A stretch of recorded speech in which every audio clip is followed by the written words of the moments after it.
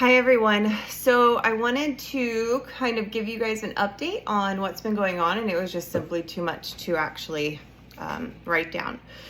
So I will absolutely do a video next on how this all came about so that other women or any man that has a woman in her life can know what to look for, or what happened in my case at least. But what has happened outside of the cancer diagnosis and the hysterectomy results, the craziest thing has happened. So we had on Saturday, this last Saturday, 5 days ago, my mom and I were going to go for a short walk to try and get up my momentum for walking again, being healthy. And we're supposed to do short little bursts. So we go for a walk, and Diego had just got home, and my mom said, because I was going to leave the babies, we were going to the stop sign, not far, and I was going to leave the babies with him, which he's amazing and totally fine with, as a great dad should be.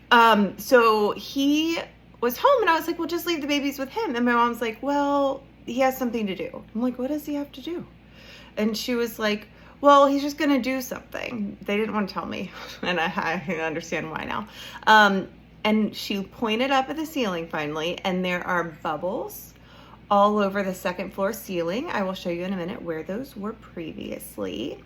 There was a very obvious leak. So Diego had gone up there, and he had looked around, and it looked like some lovely pest had made its home in our attic and chewed through our brand new AC unit. It's like a year old. Chewed through the drainage of the AC unit. So that had created a leak, which had gone over to the ceiling in the middle of the staircase, which is an insane place to be able to fix, demolition, all of that.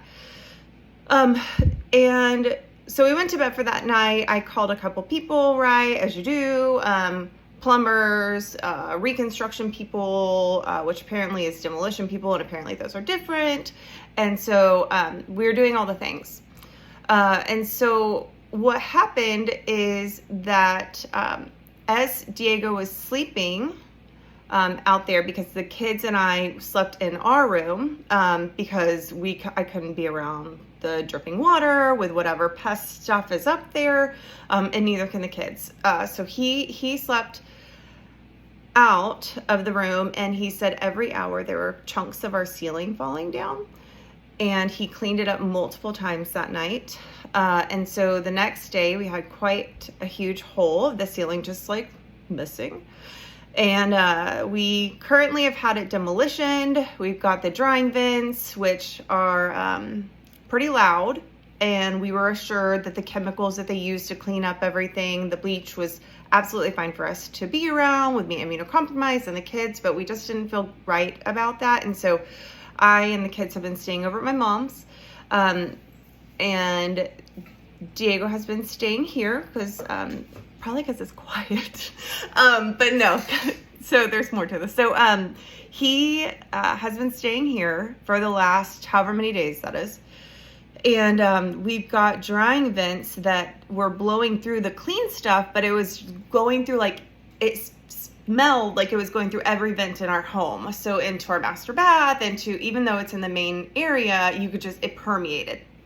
So they are supposed to be here any minute to clean up the fans, which are very loud. But who cares? They're drying up it's great. They came out. They're doing the fans. It's fantastic. So we're definitely well on our way to fixing that. This is what we have left now. And the fans are about to go. Oh, how can I get? Nope. Okay. That. Yeah. So there's that. Here's one of the lovely fans that we have throughout our home, which I'm sure you guys are used to if you've ever had any flooding in Houston. Quite a few people have. So I think a lot of people will understand that. So that's been going on. Oops, sorry. So that's been going on. The next thing that happened, the Tuesday of this week, is that our sweet Great Dane was 11 years old, and he was losing a lot of weight very quickly over the last couple of months. And he's a Great Dane, so he used to be like 120 pounds. We took him to the vet and he was 102. He wasn't eating, he was sleeping, he wasn't like really getting up to greet anyone. He'd forget where he was going. There was just a lot of reasons that we needed to take him in. And so we did, and we had to put our sweet puppy down so that he could be pain-free. So anyways, that's been a lot. It's been a lot this week. I've got so many just people reaching out to help, and we have someone that offered to come and pray over our home inside and out, because this is crazy. So we're definitely gonna do that. And anoint doorways, we're gonna do whatever. So that is kind of the first thing, and then I will hop back on in a little bit and let you know how this all came to fruition with my diagnosis.